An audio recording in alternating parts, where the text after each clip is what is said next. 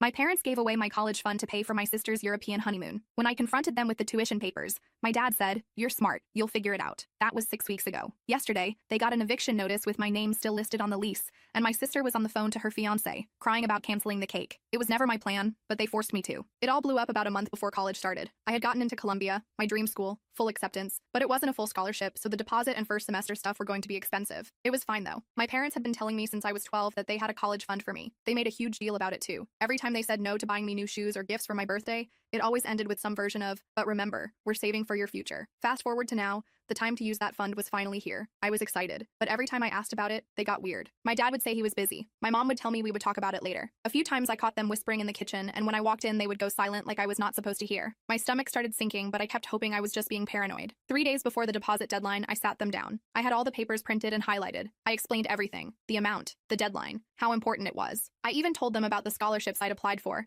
trying to show them I was not just relying on the fund. They would not look at me. My dad just stared at the TV like he wished he could crawl into it. My mom fiddled with the hem of her shirt. After a few minutes of silence, my dad cleared his throat and said, "The college fund is gone." I did not get it at first. I thought maybe they moved it, or it was just tied up somewhere. I asked what he meant, and that was when my mom started crying and rambling about Sophia. She was my perfect, can do no wrong. According to them, she deserved a perfect start to her marriage. That her honeymoon was once in a lifetime. Luxury hotels, guided tours. Apparently she needed to go on it, but she and her husband could not afford it on their own. So my parents gave her my college fund so she could. My dad tried to soften it by saying I was smart and resourceful, that I could start at community college and transfer later. My mom said maybe I could stay home and help with bills for a while and they would figure something out eventually. They kept using words like family first and making sacrifices. Right then, Sophia waltzed into the room flipping through a wedding magazine. She saw the tension and asked what was happening. My mom told her and she just laughed and said, "You'll thank us when it is your turn to get married." She did not even blink, did not even pretend to feel bad. That was the exact second something inside me shut off. I realized I was never the daughter they were investing in. I was the daughter they were using. That night, I made a list of everything I handled for them. Bills, insurance, mortgage stuff, doctor's appointments.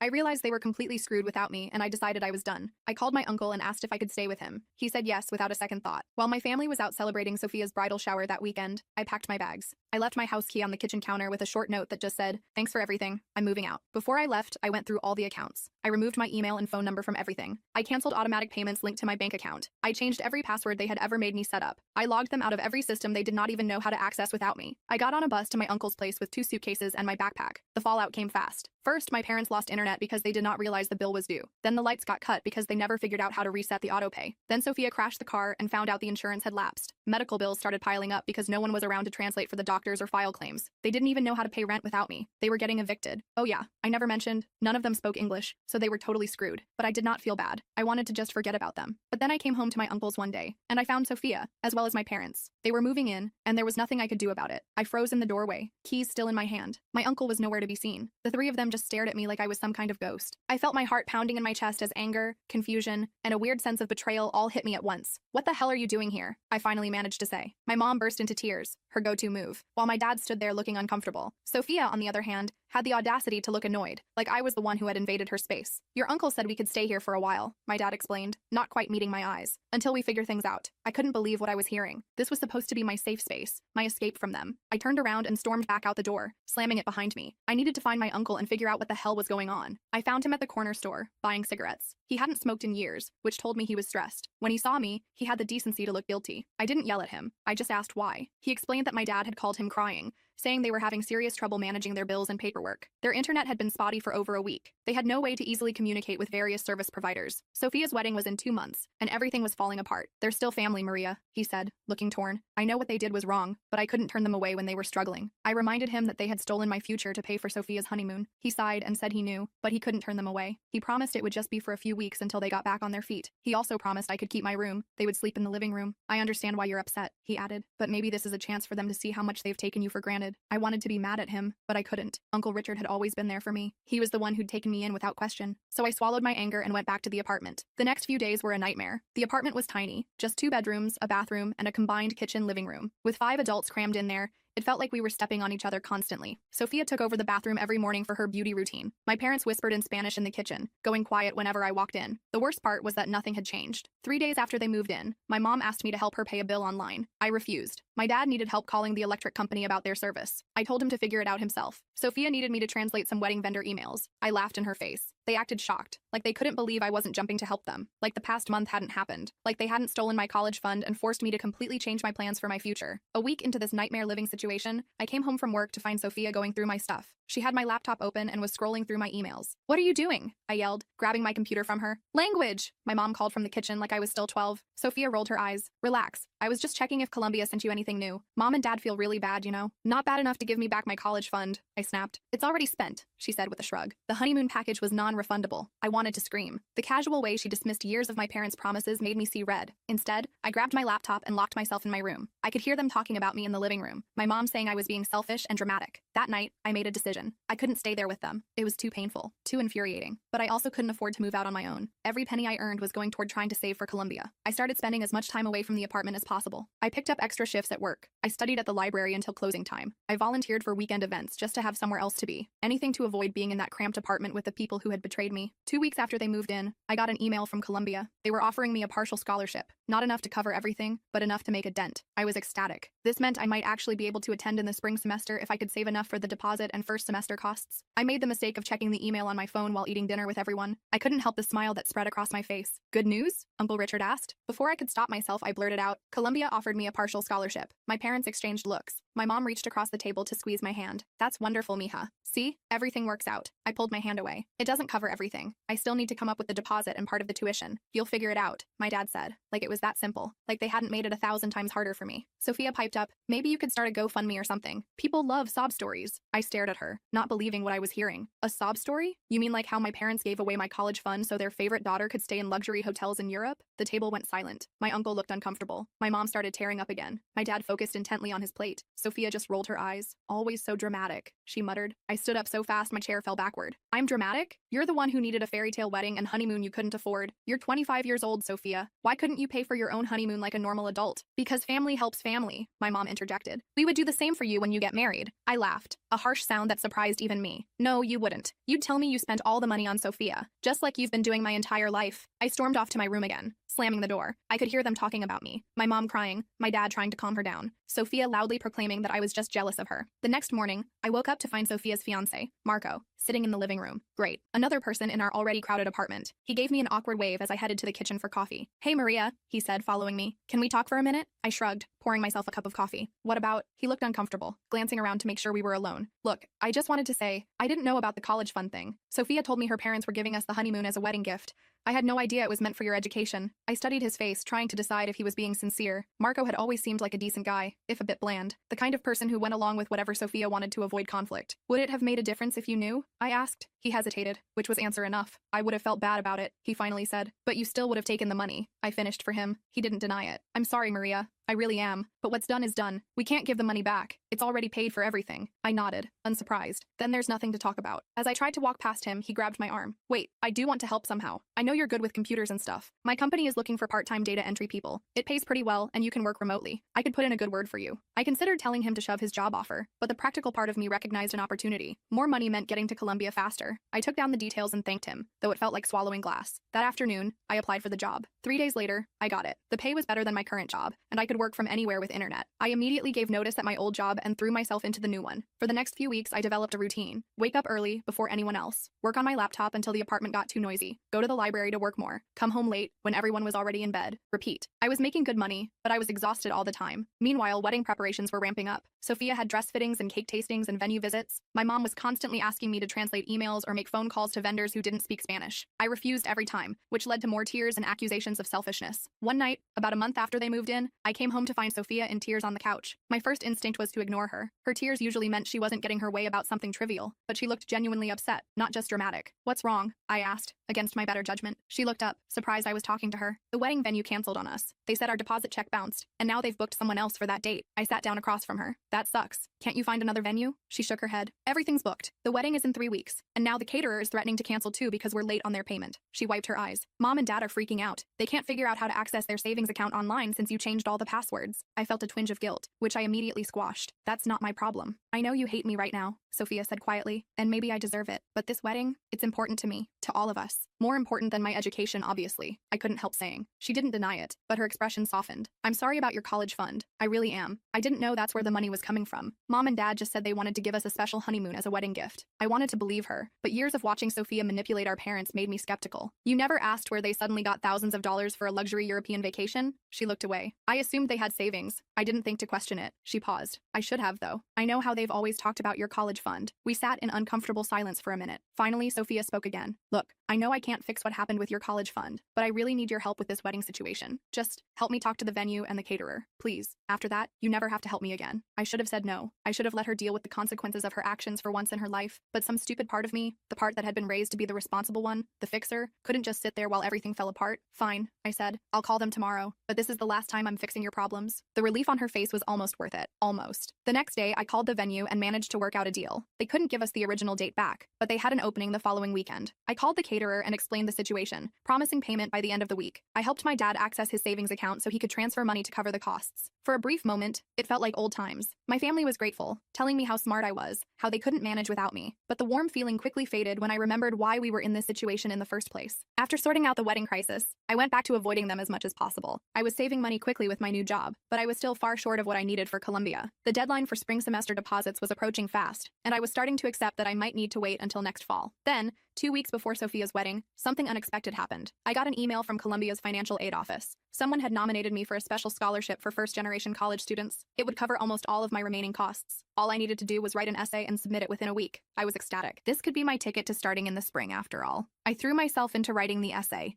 pouring my heart out about being the first in my family to go to college, about translating for my immigrant parents since childhood, about my dreams for the future. I was so focused on the essay that I didn't notice Sophia reading over my shoulder until she spoke. Wow, that's really good, she said, making me jump. You're going to get that scholarship for sure. I quickly minimized the window. Thanks. Don't you have wedding stuff to do? She shrugged. Everything's under control now, thanks to you. She hesitated, then added, I read the whole thing while you were in the bathroom. Your essay, I mean. I didn't know you felt that way about being the family translator and stuff. I didn't know what to say to that. Of course she didn't know how I felt. She'd never bothered to ask. Anyway, she continued when I didn't respond, I think it's great that you might get to go to Columbia after all. You deserve it. The words sounded sincere, but it was too little, too late. I just nodded and turned back to my computer, waiting for her to leave. Instead, she sat down on my bed. I've been thinking a lot about what you said, about how Mom and Dad always favored me. I kept my eyes on my screen. And, you're right.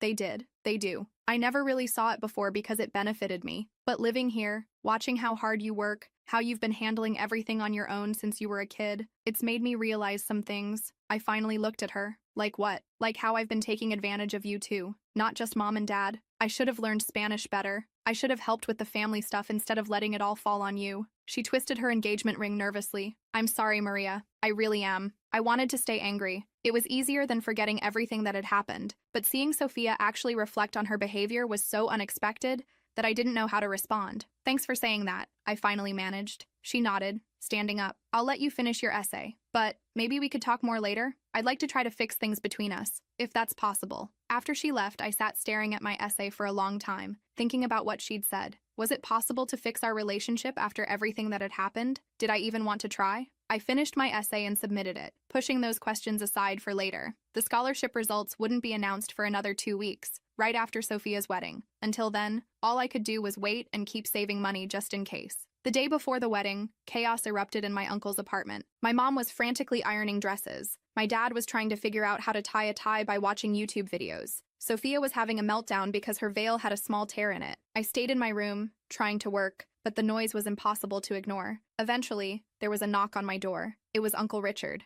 Can you help? He asked, looking exhausted. Your mom is about to have a heart attack, and I don't know how to fix a veil. I sighed and closed my laptop. Fine, but I'm not going to the rehearsal dinner tonight. He nodded. Fair enough. I spent the next few hours helping with last-minute wedding preparations. I sewed Sophia's veil. I helped my dad with his tie. I translated a voicemail from the florist about delivery times. It felt so familiar, being the family fixer again, but this time I had boundaries. When my mom tried to rope me into calling all the relatives to confirm attendance, I firmly said no. That evening, everyone left for the rehearsal dinner. I had the apartment to myself for the first time in weeks. I should have enjoyed the peace and quiet, but instead, I felt restless. I kept thinking about Sophia's apology, about my scholarship essay, about the past and the future. On a whim, I decided to look at the honeymoon itinerary that had cost me my college fund. Sophia had left the folder on the coffee table. I flipped through it, looking at the luxury hotels in Paris, Rome, and Barcelona, the private tours, the first-class flights. It was extravagant, unnecessary, and completely unfair that my education had been sacrificed for this. As I was putting the folder back, an envelope fell out. Inside was a check, a wedding gift from Sophia's future in-laws. It was for $5,000. The memo line read, "For your new life together." I stared at the check, a plan forming in my mind. Sophia and Marco already had my college fund for their honeymoon. They didn't need this money too,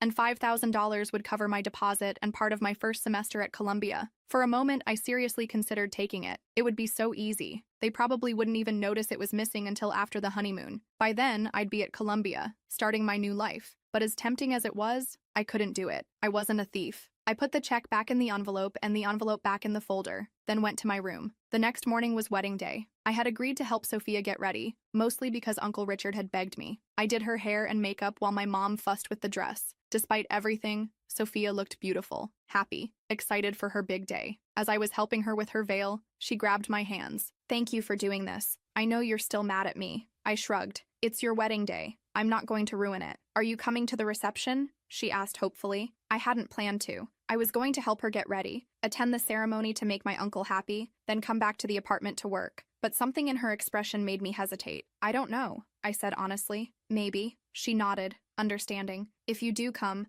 I have something for you, but no pressure." I was curious despite myself. "What is it?" "You'll have to come to find out," she said with a small smile. The wedding ceremony was pretty standard as far as weddings go. I sat in the back row, mostly scrolling through my phone while the priest droned on about love and commitment. My parents were in the front row, dabbing at their eyes with tissues. I rolled my eyes so hard I thought they might get stuck in the back of my head. The whole thing felt like a giant production that I wanted no part of. After the ceremony, I was planning to head straight back to the apartment.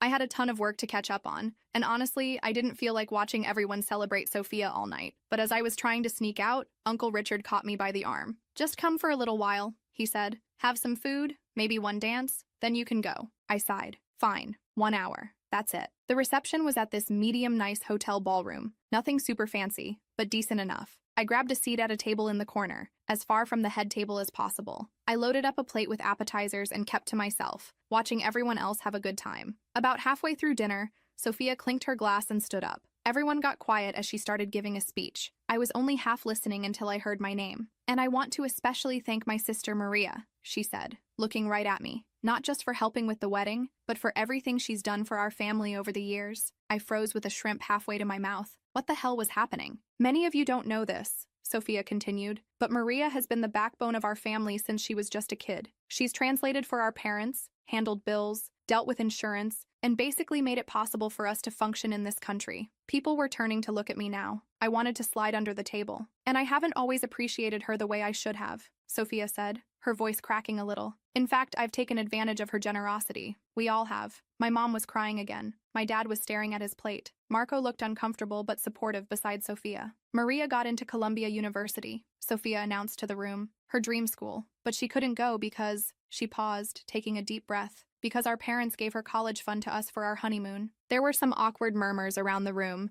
I felt my face burning with embarrassment. Why was she doing this? When Marco and I found out where the money had really come from, we were shocked. We talked about it and we decided we couldn't accept it. Not at the cost of Maria's future. "Wait, what?" This was news to me. I sat up straighter, completely confused. Sophia gestured to Marco, who stood up and handed her an envelope. "So, we're giving it back," she said, walking toward my table. "Well, not all of it, because some deposits were non-refundable, but most of it." She handed me the envelope. With shaky hands, I opened it and found a check inside. It was made out to me for $15,000, not the full amount of my college fund, which had been about $25,000, but a significant chunk of it. "It's from both of us, plus contributions from Marco's parents when they heard what happened," Sophia explained. "It should be enough for your deposit and first semester at Columbia." I stared at the check, then up at Sophia, completely speechless. This was the last thing I had expected. We're also canceling the European honeymoon, Marco added. We're going to do a road trip instead. Much more our style anyway. I didn't know what to say. Part of me was still angry. This money was mine to begin with, so why was I supposed to be grateful for getting some of it back? But another part was genuinely shocked that Sophia had admitted everything publicly and was trying to make it right. Thank you, I finally managed to say. It wasn't forgiveness, not yet, but it was something. Sophia nodded, understanding. She went back to the head table, and the reception continued. I sat there staring at the check, trying to process what had just happened. Uncle Richard came over and sat next to me. Did you know about this? I asked him. He shook his head. No idea, but I'm glad they did the right thing. I stayed for another hour, mostly because I was too stunned to leave. People kept coming up to me, congratulating me on Columbia, telling me how smart I must be. It was weird getting attention at someone else's wedding. When I finally decided to head out, Sophia caught me by the door. Wait, she said, there's something else. She pulled me into a quiet corner away from the music and chatter. I meant what I said in there. I'm sorry for how I've treated you, for how we've all treated you. I nodded, still not sure how to feel. Thanks for the money. It will help a lot. It's not just about the money, she said. I've been thinking about everything you said, about being the family translator and taking care of all the adult stuff since you were a kid. It wasn't fair to you. No, it wasn't, I agreed. So I've been taking Spanish classes, she said, for the past month. I'm not very good yet, but I'm trying. And I've been learning how to do all the things you used to handle, bills, insurance, all that stuff. I raised my eyebrows, genuinely surprised. Really? She nodded. Really. I want to step up and take some responsibility. You shouldn't have to carry everything. For the first time in months, I felt a tiny crack in the wall I'd built around my heart. That's good. Thank you. And one more thing, she added. Marco and I found an apartment. We're moving in next week, so you won't have to deal with us cramping your space anymore. I couldn't help but laugh. That's honestly the best wedding gift you could give me. She smiled, and for a moment, it felt like maybe we could eventually be okay. I went back to Uncle Richard's place feeling weirdly light. The check was safely tucked in my wallet. It wasn't everything,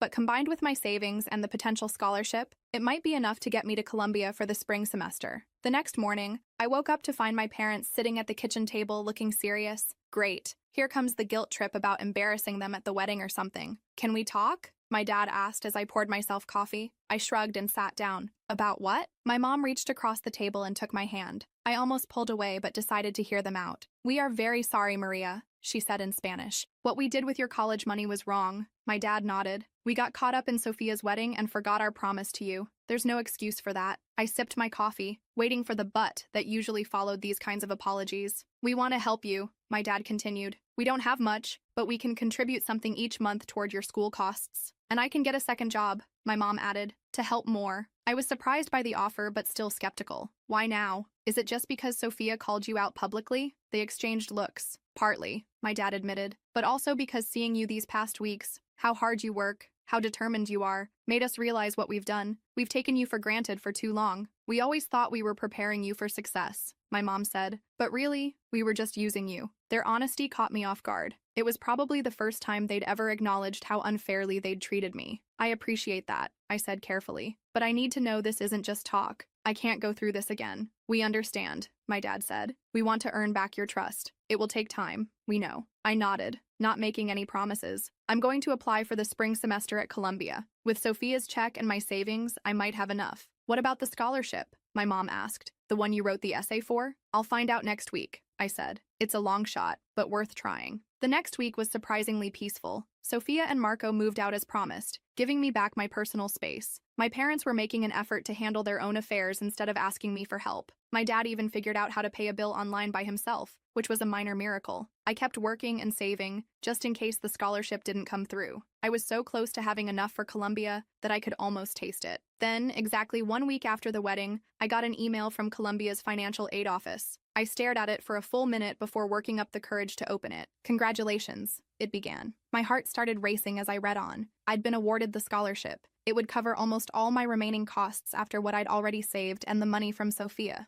I was going to Columbia in January. My dream was actually happening. I ran out to the kitchen where Uncle Richard was cooking dinner. I got it, I shouted, waving my phone. I got the scholarship. He dropped his spatula and hugged me, lifting me off the ground. I knew you would. You're the smartest person in this family. My parents came in from the living room, confused by the commotion. When I told them the news, my mom burst into tears, happy ones this time, and my dad actually looked proud. You did it, Mija, he said. All on your own. Not entirely on my own, I admitted. Sophia's check helped, and your offer to contribute monthly will help with living expenses. For the first time in months, we had a family dinner that didn't feel tense or awkward. We talked about my plans for Colombia, about what classes I might take, about where I might live. It felt almost normal. After dinner, I called Sophia to tell her the news. She screamed so loud I had to hold the phone away from my ear. I'm so proud of you, she said. This is amazing. Thanks, I said. And thanks again for the check. It made a huge difference. It was the least we could do, she said. Literally the least. We still owe you so much more. We talked for a while about her new apartment and my upcoming move to New York. It wasn't like everything was magically fixed between us, but it was a start. The next few weeks flew by in a blur of preparations. I had to find housing in New York, register for classes, buy textbooks, and a million other things. My parents kept their word about helping financially, sending what they could each week. It wasn't much, but the gesture meant something. Sophia kept taking Spanish classes and even started helping my parents with some of the things I used to handle. She wasn't great at it yet, but she was trying, which was more than she'd ever done before. The day before I left for Colombia, my family threw me a small going-away party. Just the 5 of us. Me, Uncle Richard, my parents, and Sophia. Marco had to work, which was fine by me. It was nice having just family there. My mom made all my favorite foods. My dad gave me a new laptop bag he'd saved up for. Sophia gave me a care package full of dorm essentials and snacks. Uncle Richard gave me a Metro card with $100 already loaded on it. For getting around the city, he explained. New York is expensive. As we sat around eating and talking, I realized something had shifted. The anger that had been burning in me for months had cooled. It wasn't completely gone. I don't think I'll ever fully forget what happened, but it wasn't consuming me anymore. My family had messed up badly. They had taken me for granted, used me, and betrayed my trust. But they were trying to make amends in their own ways, and I was moving forward with my life, my dreams intact. The next morning, Uncle Richard drove me to the airport. My parents and Sophia came along to see me off. There were tears and hugs and promises to call often. As I headed toward security, I looked back at them one last time. They weren't perfect, far from it, but they were my family. And maybe, with time and distance and a lot more effort on their part, we could build something better than what we had before. I boarded my flight to New York feeling lighter than I had in months. I was finally on my way to Colombia, to the future I'd worked so hard for. It hadn't happened the way I expected, and the journey had been painful at times, but I'd made it, and that was all that mattered.